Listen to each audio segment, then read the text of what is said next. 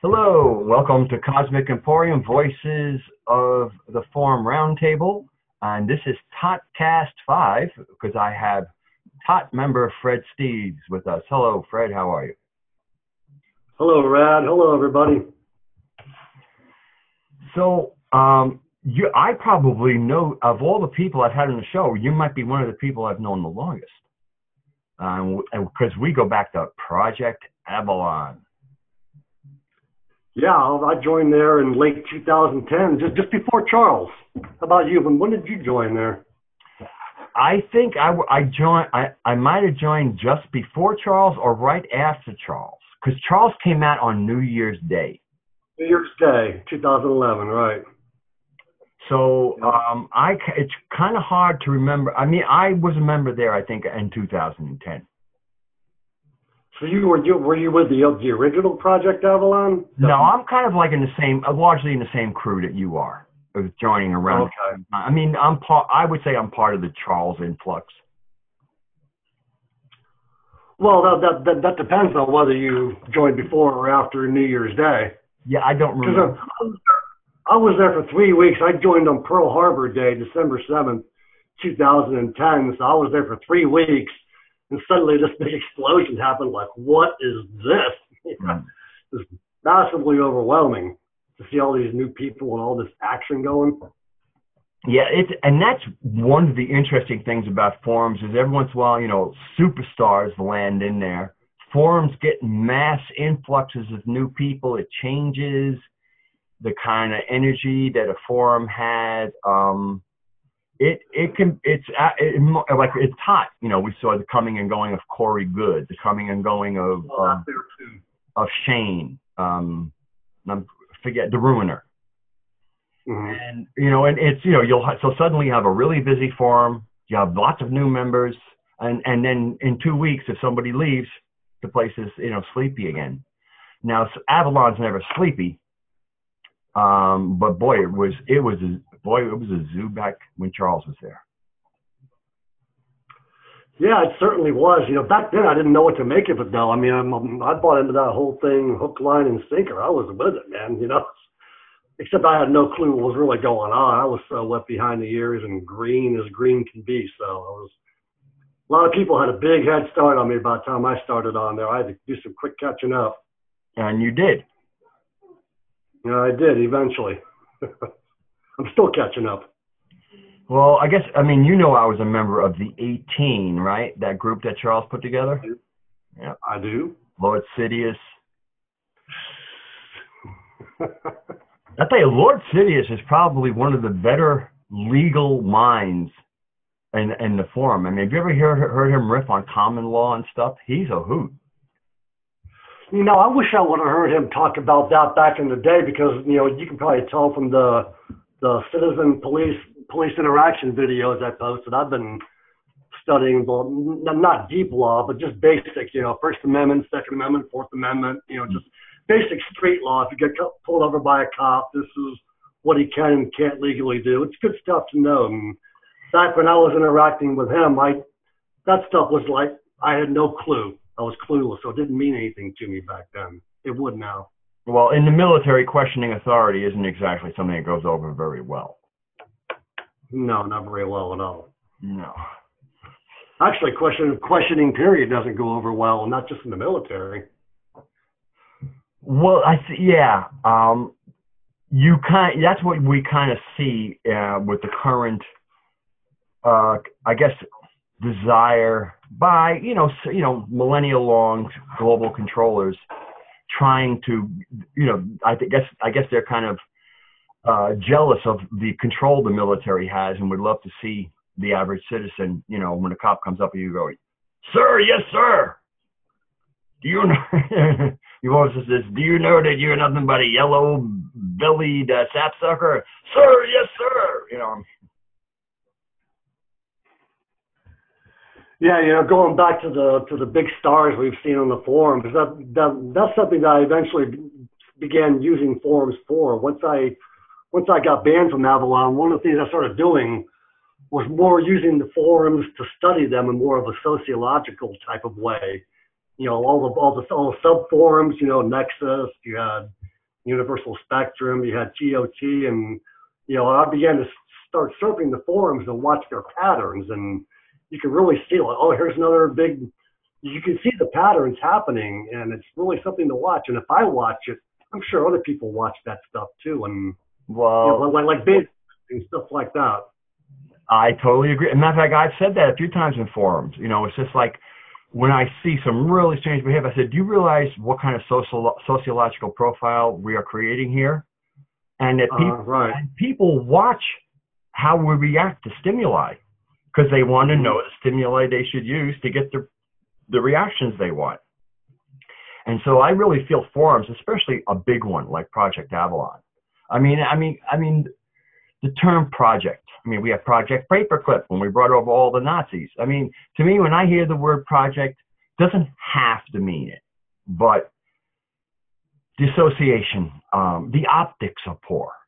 Like when it comes to using words, to me, the optics of the word project makes you wonder. And then, again, we do know that Bill is a Scientologist, and you don't, Scientology, that whole clearing process, the reason they clear you is like the same reason you might, if you open up an old notepad, you have a bunch of text in, you would first delete everything on the page and then you'd write new text. And the whole Scientology method is that they use that E-meter to get all of the programs or engrams in dynamics talk out of you. All that trigger programs, they try to get you clear. They ask you questions and they wait for you for your skin not to register on this little galvanometer or something that they use. And then once you're clear, they start loading in the Scientology stuff. In other words, basically they kind of clear your programming and they reprogram you. And so I believe, you can leave Scientology, but I don't think Scientology ever leaves you. Well, projects, and as far as projects goes, anybody that's read my post over a few years knows that I tend to, call Project Avalon the project. I don't even call it PA. I just call it the project. And not to harp on that, because I'm not here to talk about, bygone stuff like that. But when you have a forum that first starts out from Project Serpo, then you have Project Camelot, and then you have Project Avalon. It's like there's a lot of projects going on here. So as far as that goes, yes, project, just like Project Paperclip, all the projects, operations, of course, there's a lot going on there, I think, anyway. And as far as the engrams go, the Scientology stuff, I'm not a big fan of Scientology because some people probably know I actually moved here to Tennessee from Clearwater. That's the spiritual headquarters of Scientology. And of course, there are different kinds of Scientology, but the engrams, I actually think that's a good thing to do. I mean, like, isn't that kind of what Buddhism is about? To find the bad programs within you and get those out. But it's a matter of what do you do with that once you're clear. It's really interesting because when I read about engrams, immediately I started doing that work, and it helped me so much. Realizing how these thought patterns come in and then they start kind of just turn you on emotionally and create moods and things. And I used to have a 2-hour commute into the city from Long Island, so I used to snooze. And I really would start realizing sometimes I would bring pictures into my head or scenarios, which were engrams, and my heart, challenging ones. My heart rate would go up. My breathing would increase. Sometimes I'd even break out in a sweat. And when here I am with my head against the window on a train doing nothing, and my body is actually reacting to these thoughts I was having. And that was while I was reading Dianetics. And that's when I started really seeing how control of engrams and what comes into your processor to kind of go through, and getting in the middle of that process was hugely empowering. I agree. Just that one part, though. I'm a no fan of Scientology, and obviously you aren't either. Well, I tried. When it comes to Scientology, I think the engram is the jewel in that material. When we look at the raw material, just to me, the jewel in the raw material is that little metric of service to self, service to other. I don't think people get dogmatic over it. To me, it's a nice little concept to have about, you know what I mean? Because the whole idea, if you just look ways to be a little bit more outreaching where it's easy, you find that you are actually largely more in service to self, service to others, and then the service to self is really about self-maintenance. It's almost as like it's like you're a brick in a wall that is prone to degradation unless you uphold your integrity of your strength. And so for me, that there has to be enough self-love to keep your own brick strong, so that you're strong enough to stay part of the wall. You know, without that self-nurturance, we no longer we lessen our value to our fellow beings, I believe. But you know, but that's why that metric is good. And then with the Seth material, I mean, I have every Seth book. Some of them are this fat. But even, I mean, it's great material. But if you had to pull the jewel out, you create your own reality.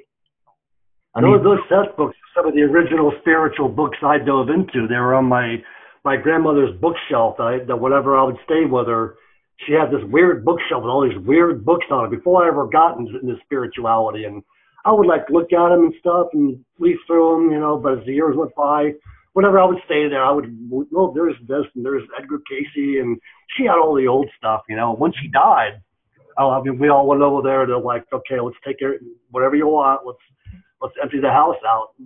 I went for those books.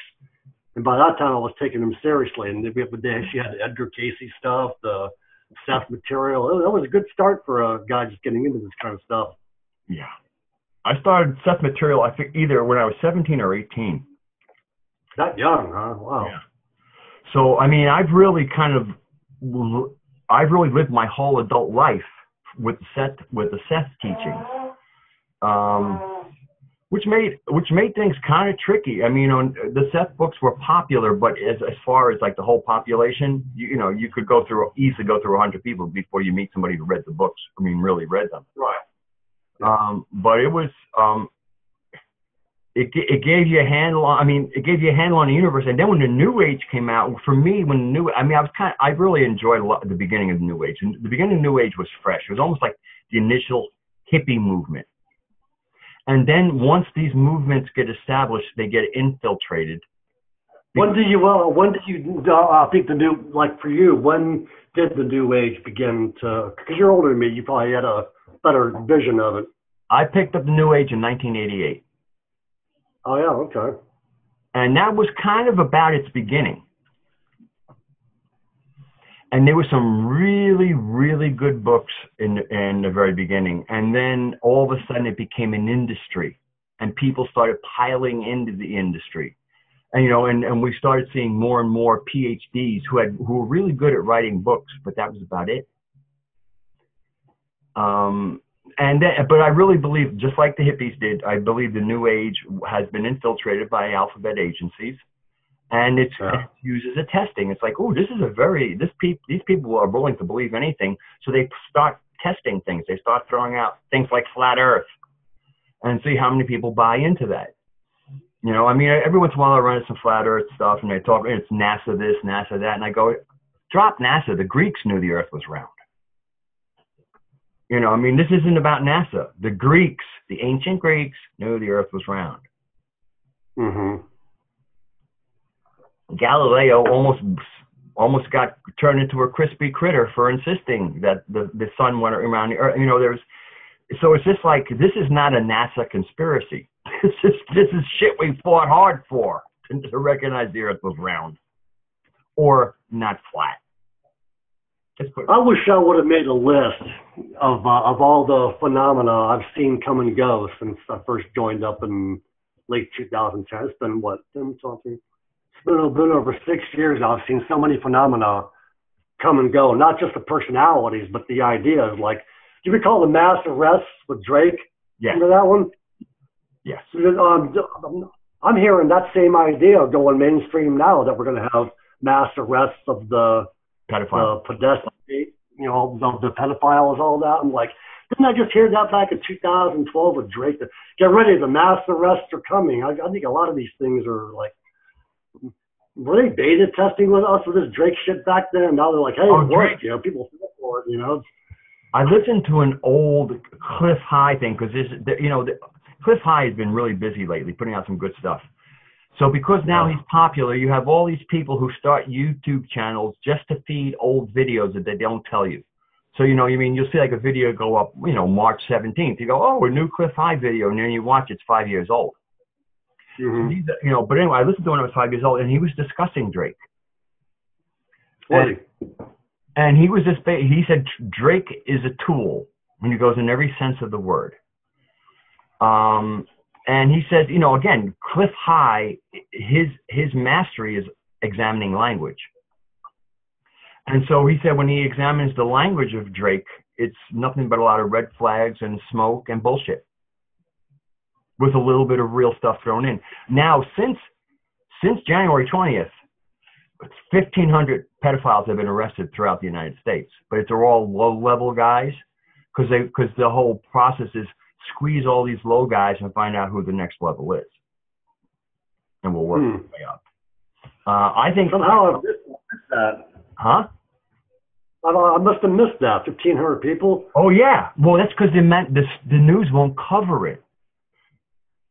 See, the pedophile network is so part of the control grid that when that subject comes up, the whole control grid goes into panic mode because they're all in it together.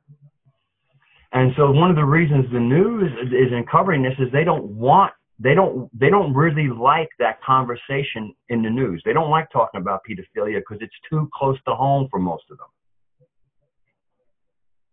Mm-hmm. That conversation comes with nightmares for them. Because a pedophile going to jail is a nightmare beyond normal jail time. I wonder what the usual amount of number of arrests are in that certain. You said from January 20th, so we'll say just call it 2 months.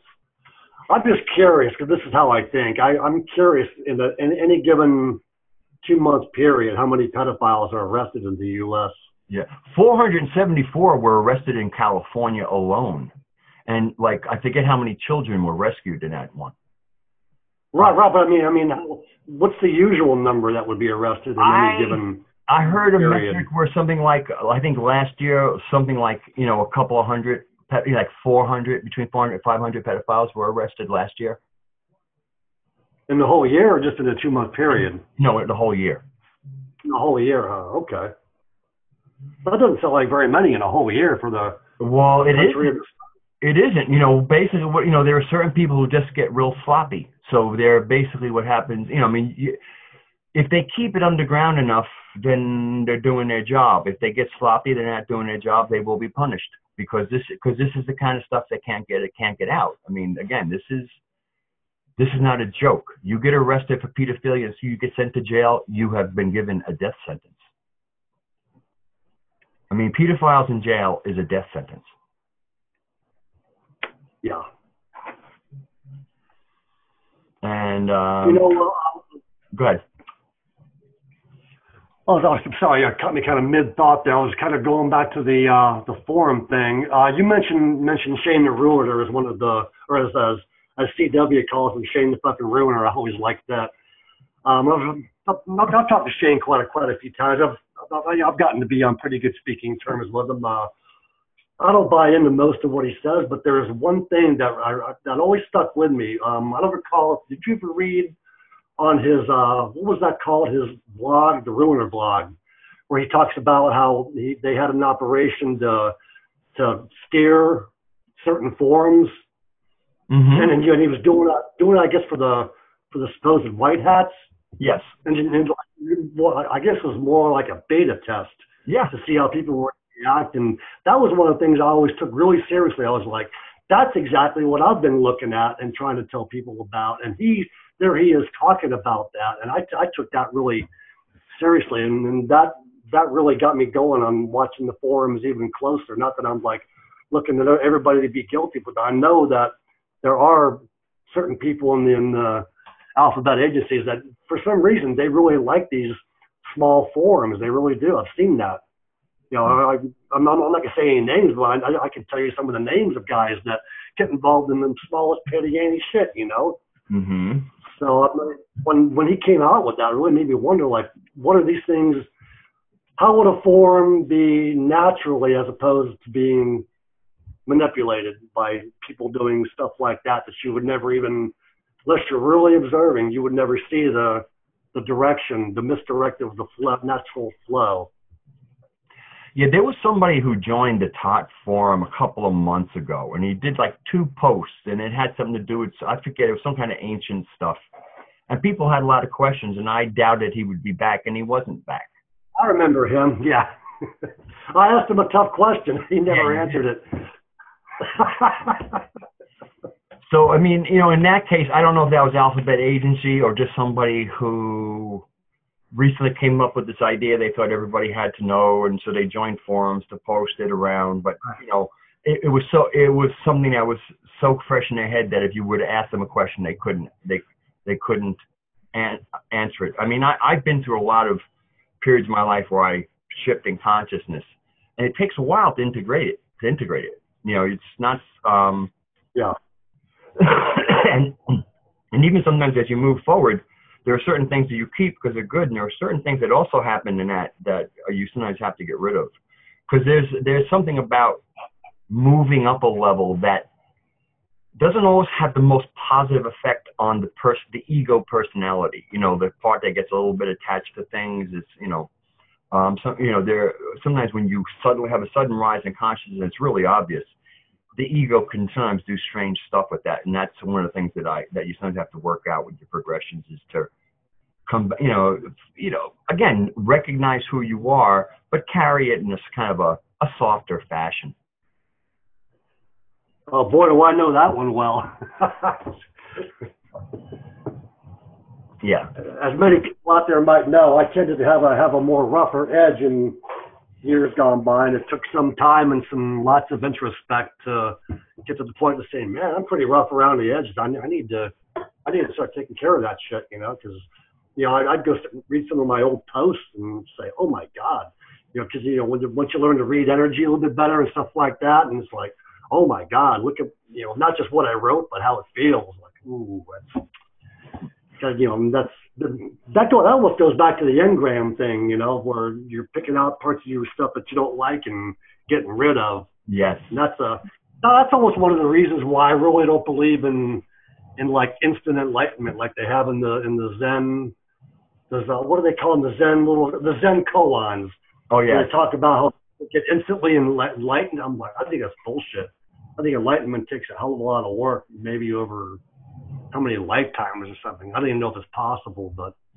Well, that's why one of the things I was comforting in the Sophia mythos is the concept of gnosis, where rather than pursuing knowledge, I mean, you do pursue knowledge, but that's just a natural curiosity. You like it, you know. I mean, it's almost like it's like a pursuit. It's, you know, but with gnosis, it's almost like you don't need to have knowledge. In any given situation where you kind of want to be in the flow of creation, so the whole thing is, I just need to know what to do in that moment, and you know, and for me, that's what gnosis is to me, is that knowledge that you get when you need it to do something. I agree totally. No. And you know, and so to me, that is wisdom. Wisdom and knowledge are different. To me, wisdom is this knowledge that has a utility. Knowledge is books on a shelf in a lot of ways. And some of them are just reference. And so with gnosis, it's kind of like you're just trying to cultivate this, that you know you'll get what you need as you need to know it. You don't need to know everything before you get into a situation. Right. Yep. That's something that I agree with you totally there, by the way. And what I've discovered is it's very easy to go either one way or the other. It goes back to the left brain, right brain thing. Like supposedly the left brain is all 3D stuff and the right brain is your spiritual side. And I see so many people going either totally new agey, woo, woo, woo, you know, on the right side, or else they just get totally stuck in the book smarts. And to me, they're both equally valuable, and they need to be married together. You get the knowledge and the gnosis, as you're calling it, and they're complementary, like husband and wife. To me, it's like a V8 engine. What are you going to do? Run the left side or the right side of your cylinder? Exactly. You run the side. Perfect analogy. Yeah. That's when our brain gets its proper ability to perceive, I believe, because it's almost like the left brain is deductive, the right brain is inductive. So when we're kind of connecting dots, a lot of times our left brain will do a nice little graph, but there's always little missing holes. The right brain very often will come and induct information. And it can induct information at different layers. It's almost like, here, take this filler. How does that fill the narrative? It's almost like you take your inspiration and fill in the gaps. How does that make the story look? I don't know. Do we have anything else? How about this one? Oh, that one fits nice. So you and that's that left brain, right brain, where you get everything linear, nice and linear, but you still have some gaps. It's almost like the left brain is almost like an outline, black and white, and then the right brain is the color. The left brain, you can see clearly what it is that's there, but it's not until you add the color that you get really what's there. Interesting way to look at it. Yeah, I agree totally. Easier said than done, isn't it? It is, but with persistence, I mean, again, it's like you're trying to do that simple C chord on the guitar, and the first time that you actually kind of almost have to put your finger on each fret with your other hand and lay it there and then you go to do it again, and you might only have to put one finger on, but the more you do, and then before you know it, you're just putting your fingers there and the chords there, but was only through that application of I'm going to lay a pattern, because when it comes to fingering a guitar, what you're doing is you're laying down neural patterns, neural muscle memory. Right. And so similarly, when it comes to whether it's engram work or left and right brain, you have to practice it. Why it's called a practice, right? Yeah. I mean, and I'm a musician. I mean, there are things I used to be able to do. I could pick up my bass and do it instantly. Now, because I haven't done it and they're very complex techniques, I'm finding myself having to practice things I used to just pick up my bass and play.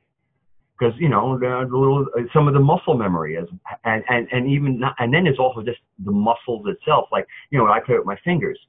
So if I don't use these fingers all the time, the muscles aren't as quick. It's like running. It's kind of like a sprinter. If a sprinter doesn't sprint all the time, they'll slow up a little bit. And so yeah, practice.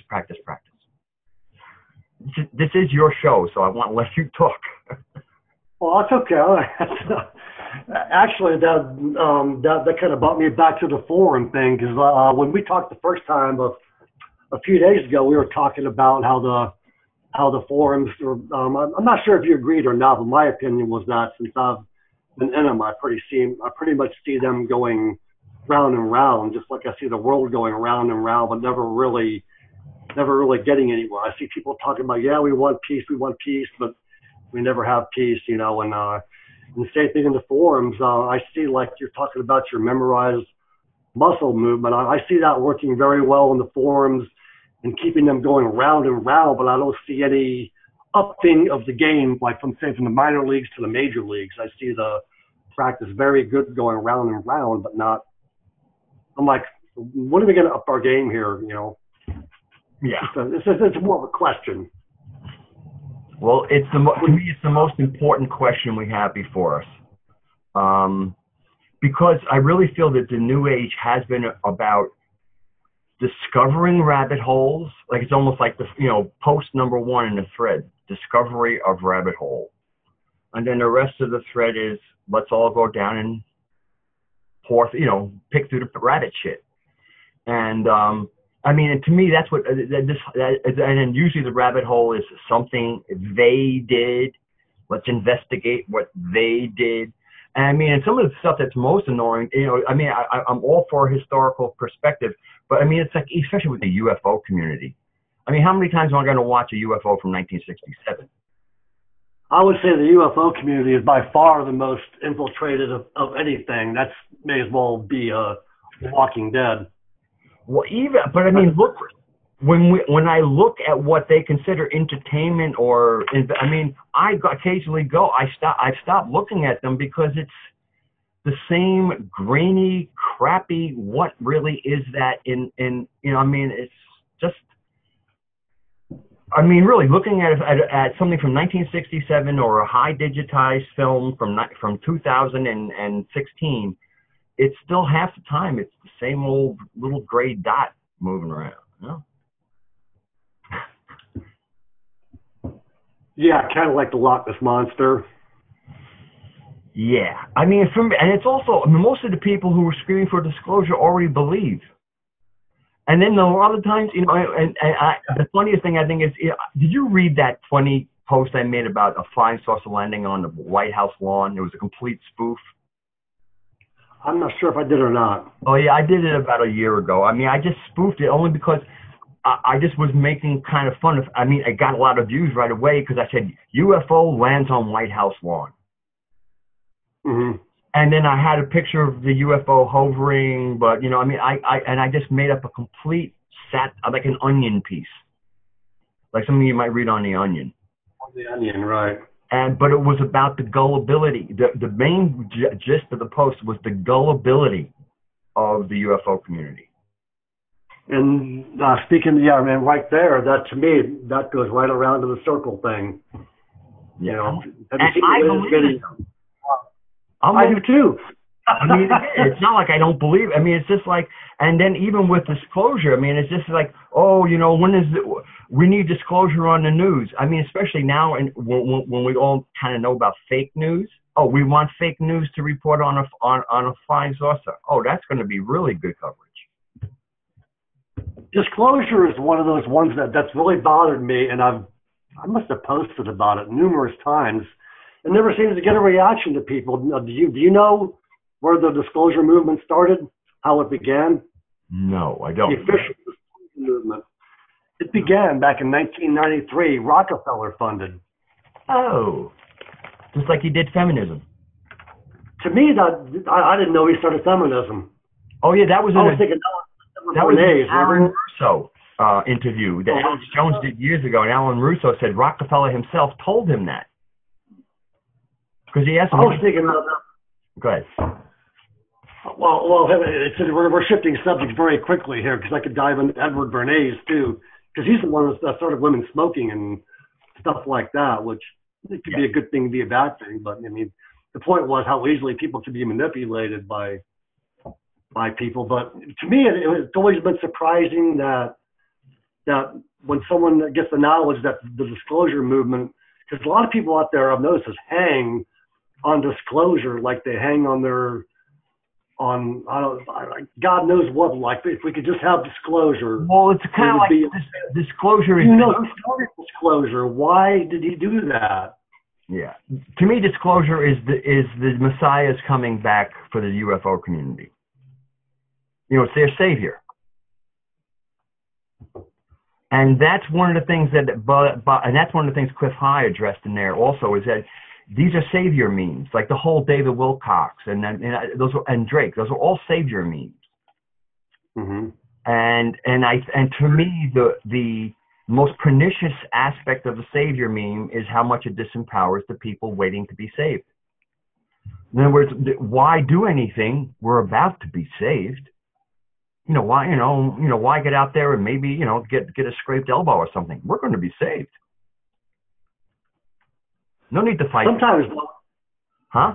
Sometimes, I mean, I totally agree with you. I mean, I could go off like a rocket on the savior memes. I mean, they're everywhere. But there's, like, have you seen the movie Mirage, the documentary Mirage Men? No. Oh, maybe. I'm not sure. Anybody out there, you gotta watch the documentary Mirage Men. It's You might have seen that, but I'll look for it. It's a really good one.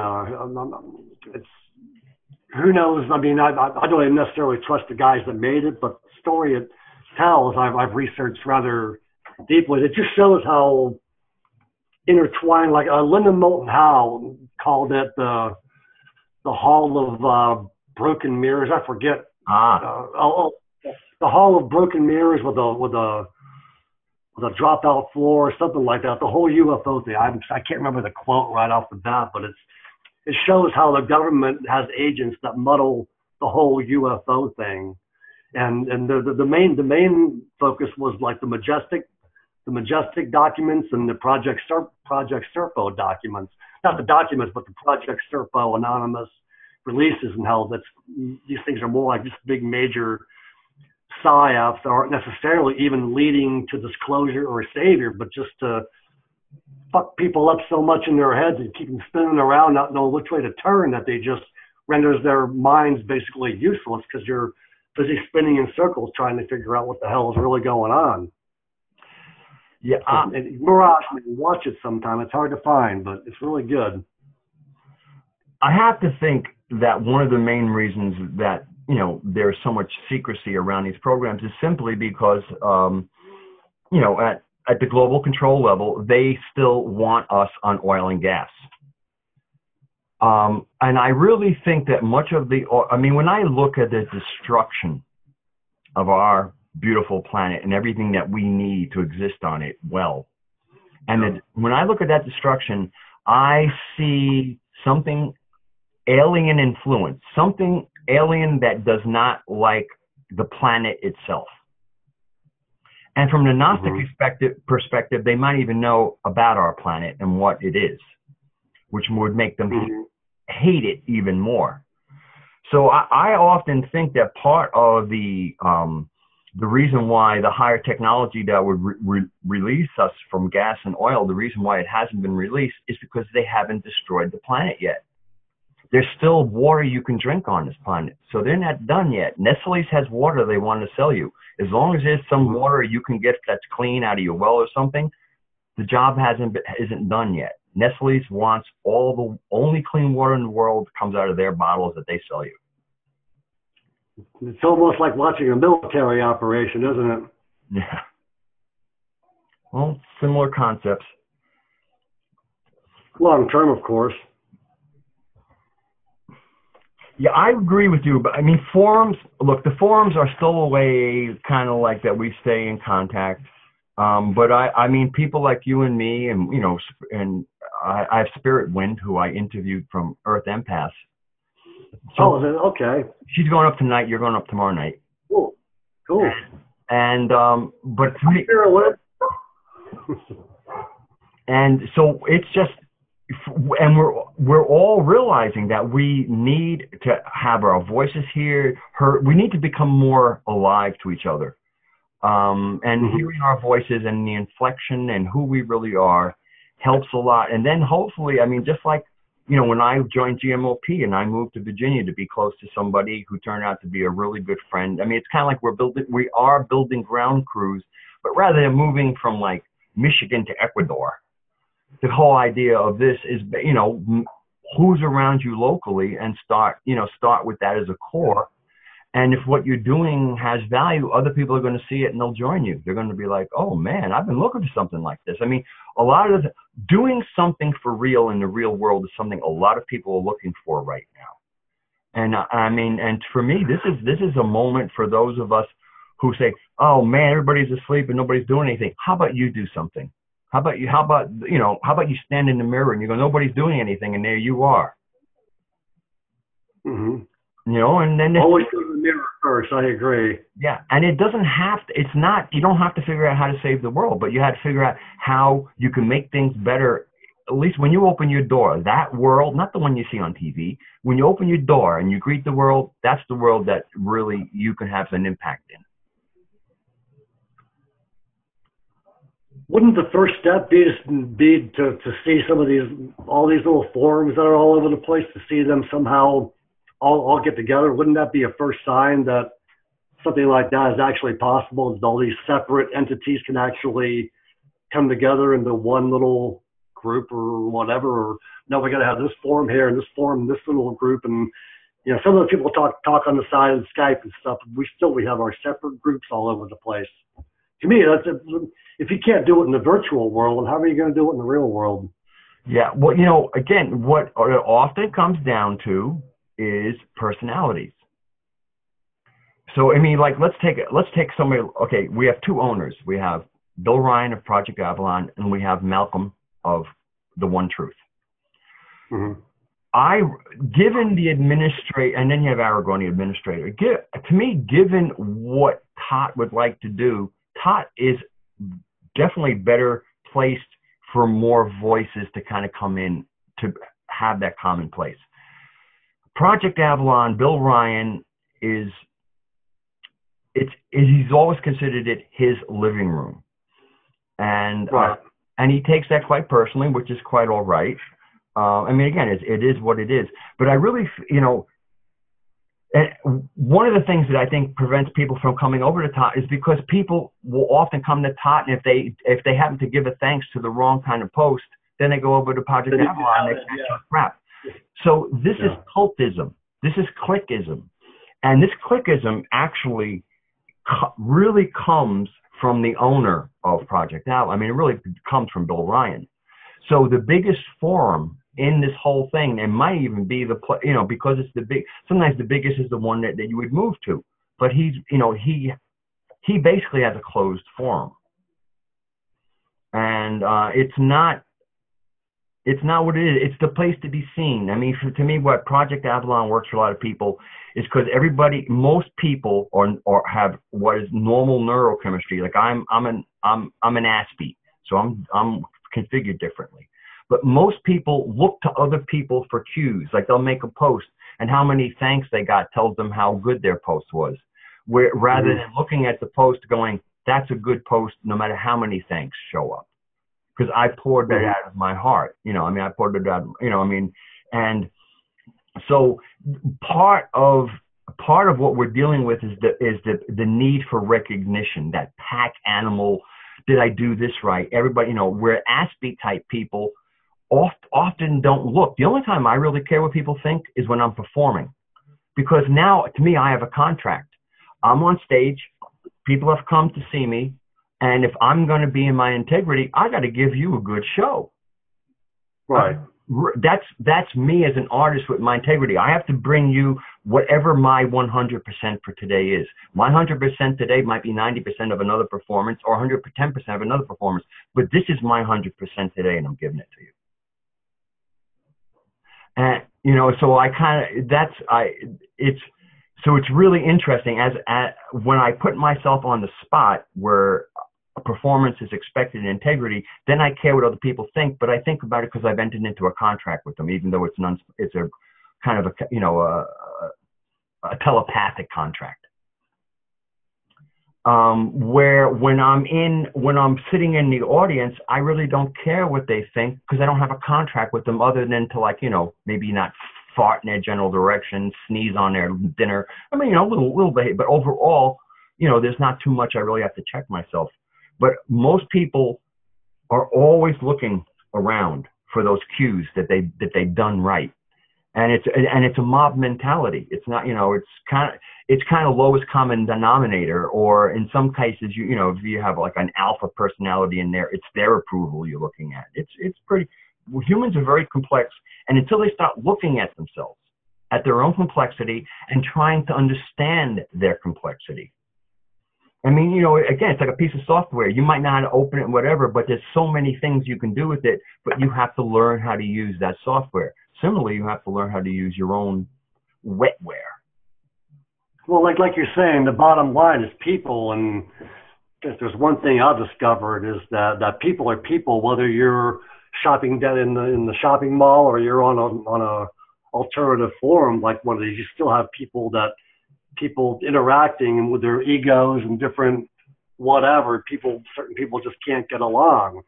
And as much trash talk as I do about forums, it's probably a mistake to actually keep harping on that one. I've gained a lot from these forums by just looking at myself and my own interactions, how I've dealt with people over the years, and look back at my own mistakes, like, well, I fucked up there and I fucked up there, and they did that, and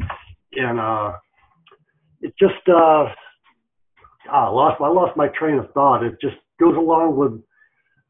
It's hard for me to see these, like, I know you're big on the community building. We talked about that before. We talked a few days ago, and I have to come right back around and say, if we can't have these different people on different forums all communicating in a nice way in one medium, how can we expect ourselves to build communities that way? We have all these little fractured communities that came out of Project Avalon, just about every one of them is now defunct. I mean, they thrived for a while and then they die. You know, Nexus thrived for a while and then it died. Chico's forum, I forget, United People, that thing thrived for a while and then it died. Universal Spectrum thrived for a while and then it died. And from what I can see, Earth Empaths have pretty much died too, you know, and TOT is pretty much the only one that's still left standing. It's kind of like standing like, well, it's kind of staggered, but then you got the big forum going on, but nothing's really happening there. It's just like a, you know, spur dance going on there or something. Nothing's really happening. So until we can, how do we build these big communities like you're talking about when we can't even do it with people we don't even on the forums? How do we do that? Well, in real life, I call people on their bullshit. Calling people on their bullshit in the forum hasn't worked because a lot of, to me, what I've watched, you know, the various communes come and go. I mean, I'm an old hippie. Yeah, so you know what I'm talking about. Yeah. And I've seen what it is that people do not vet their community. To me, putting together a community is like you're building something. So you're going to want to use the finest ingredients and the finest materials. So that means that you kind of have to find, to me, if you're going to build a community anew, you're going to have adults in your community. And I'm not talking about age. I'm talking about the emotional maturity. People who are still working out traumas that happened to them at 9 years of age are still emotionally 9 years old. And so I am not interested in building a community with a 9-year-old. I mean, I can work with a real 9-year-old that has an adult parent overseeing him, but I'm not going to work with somebody that's supposed to be an adult and is functionally 9 years old. So that's one of the things. The other thing are work ethic. The communes were often nothing more than let's get laid and smoke and do lots of drugs. That is not the road forward for a productive community. Yeah. So that's the other thing. When you building a community, it's like you want people who came here to build a community, looking for teamwork, looking for that common passion and spirit that arises when you have people who know why they're there, and they're there to do something. They're not there for the scene.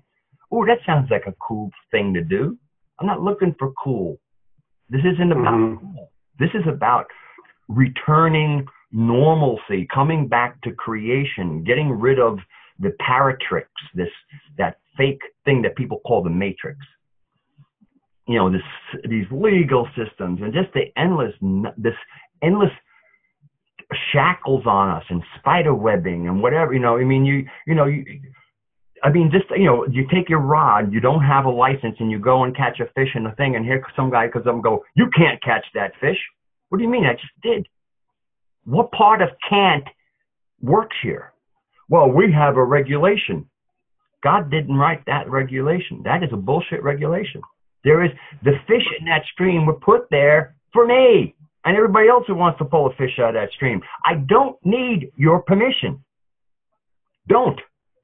Actually, asking you for permission to me is a sin against creation if you want to work with the concept of sin. But you know what I mean? It's an affront. We were created. We're God's extension onto the planet. After the big creation, God says, "I need tinier hands." Okay, I got an idea. There we go. Put my spirit in this little tiny body. I got tiny hands now, just like Donald Trump. And you had to go there, didn't you? I'm not anti-Trump, but again, I know you're not. But Jimmy Dory calls him Donnie Tiny Hands, and but I'm not into the name calling thing. I don't like that. No, I'm not into that either. But again, I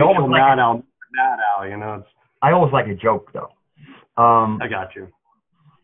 And so, for me, anybody stepping in between this little iteration of the creator that came on the planet and somebody saying you cannot have access to what was put here so that you could be in a body to operate on this planet. I mean, this planet was set up so we could do creation 2.0, which is, it's no longer bringing together like masses and creating planets and mountains. No, now we're going to build houses. We're going to build nice stuff. I need tiny hands, and you guys are it.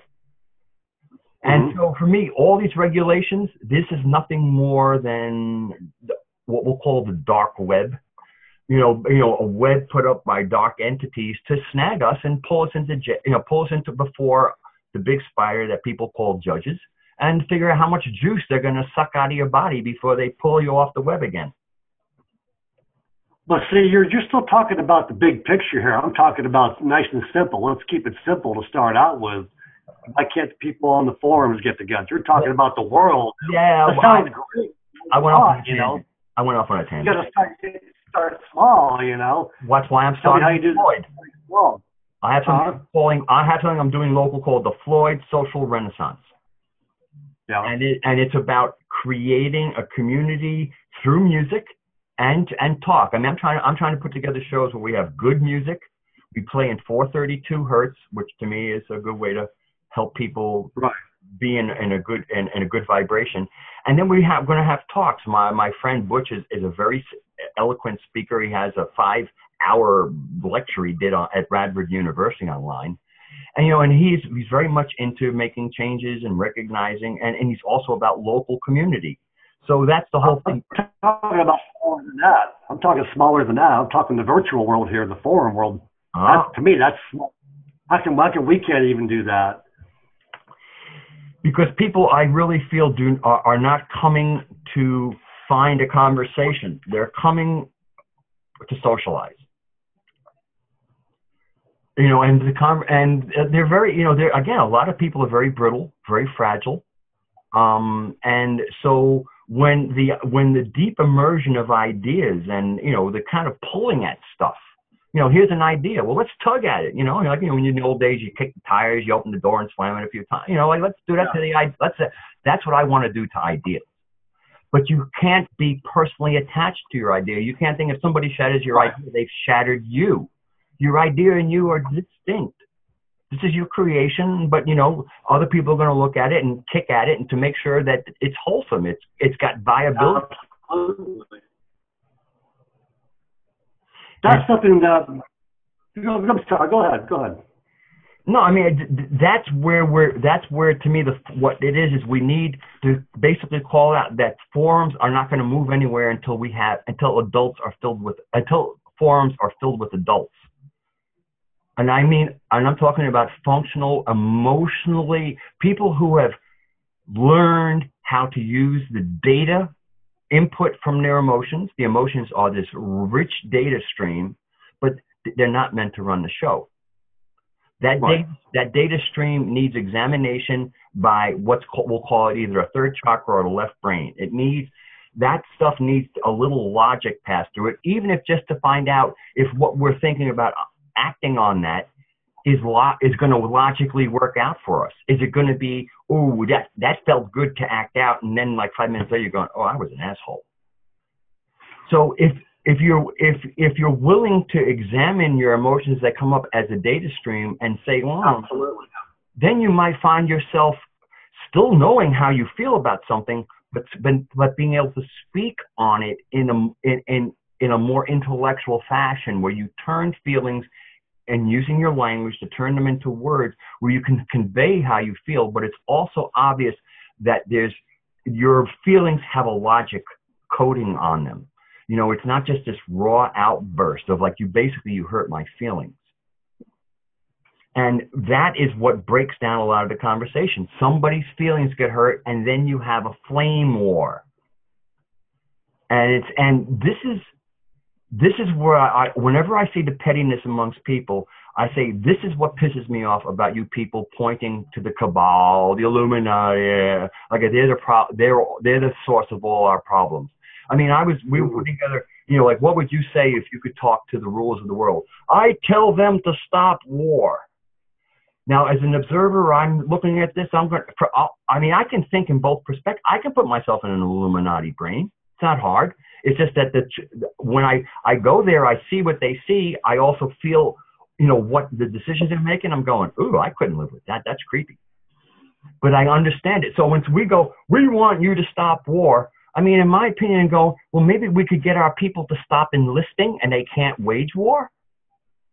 I mean, the people who are ordering the wars are not going out there and facing the bullets. So the whole thing is, how come we go, you need to stop war, when we have millions of people joining the armed forces? How does that work?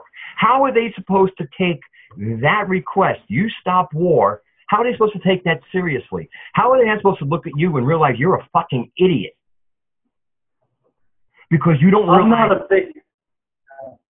Go ahead. I'm not a big Wade Frazier fan, but one thing he's always emphasized, I've always thought really makes sense in that he says that like 99+% of the time, Godzilla doesn't even need to lift a finger because everybody does his work for him. That's right. Pardon the pun for him. Yeah. You're right. That is, and that's something that I share wherever I have like I don't type it because it's too hot a topic, but I'm telling them, I'm saying we are the problem. And if we want to take our proper sovereignty in place on this planet, we're going to have to grow up and coordinate and plan. The reason why a tiny little fraction of the population gets away with so much is partially because they coordinate and they plan. And they actually think 10, 20 years ahead. I mean, half the people are wondering where they're going to get the money for their next bag of weed. And so that's what we really, the big advantage is they're coordinated, we're not. And they might fight amongst each other, but they don't let it get to the point where everything breaks down. They realize if we make all this personal and we get into all these infights, our whole thing falls apart. We got to keep this together. And if we ever got that kind of cohesion, we wouldn't even, you wouldn't have to say, you need to stop war. There would be no wars. Somebody's calling for war, fuck off. Go fight it yourself. That's the whole thing, though. What you're talking about is going down to basically, like you've talked about before, personal sovereignty. But before you could even do that, you got to have what? Personal responsibility.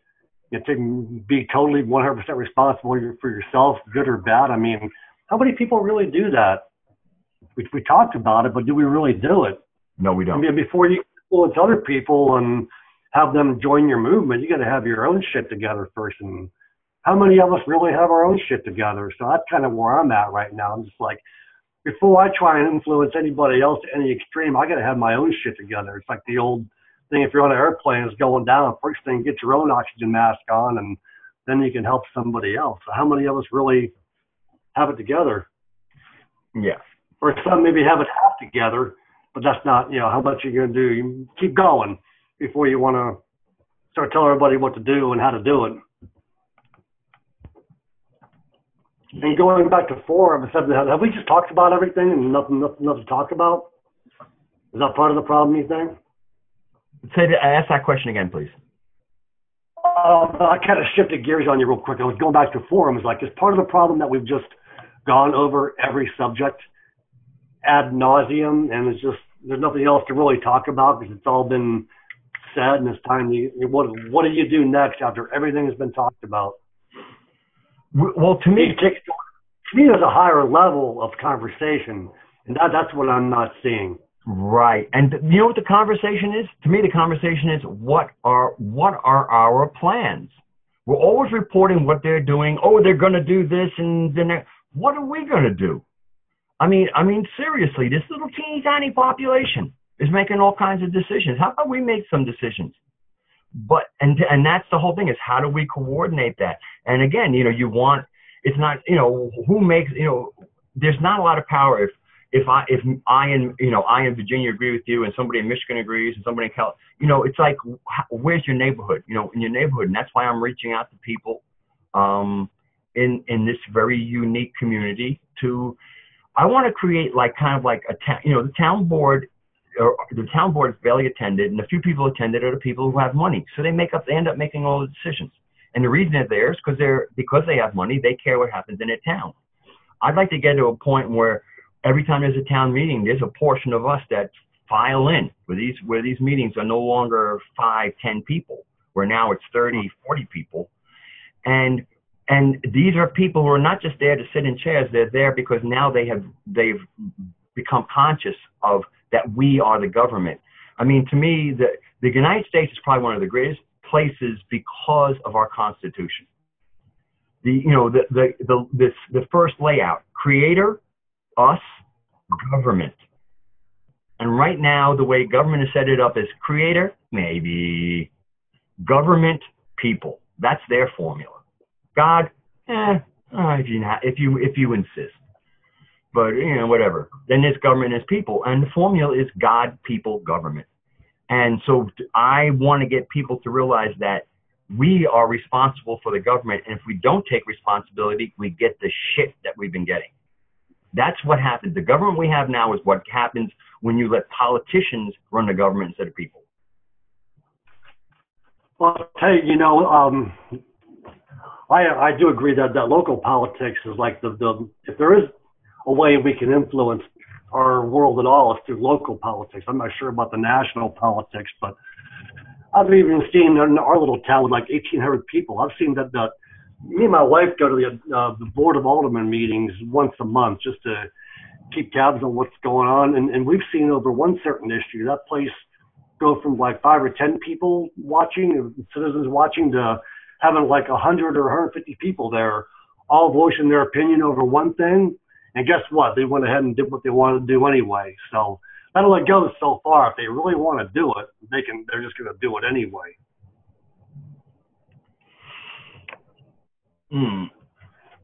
Very interesting. Well, we've been going now for a little over an hour. I think it's a good show for asking for people to pay attention to us. And that's true. You got a good point there. And so I'll ask you on camera. At some point, I'm going to try and put together a few people, like where rather than me and one person, it'll be me and 2 or 3 other people. And I'm just trying to figure out. Yeah, I saw you doing that idea. Would you be interested in being part of that? Possibly. We'll see how much bandwidth I have left.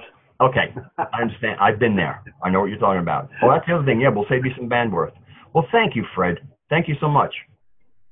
Rad, it's been a pleasure, man. Yeah, good. And I'll see you on the forum. And, of course, Skype me anytime you want. Roger that. All right. Well, thank you, Fred. And thank you all for all the listeners for Cosmic Emporium of TOTcast, Voices of the Forum Roundtable. And please like the video if you did like it. Please comment if you have anything to say. And if you haven't subscribed, please subscribe. And know that YouTube is playing games. I'll gain 2 subscribers and lose 3 in a night or something. So either I really suck and you're unsubscribing in bits and drabs, or YouTube is playing games. So just make sure you subscribe, please, if you want to be. And that'll be it for now. And we'll see you all next week. This will be up on, this will be Saturday night when you see this video. So see you then. And God bless you all, and my love to you all.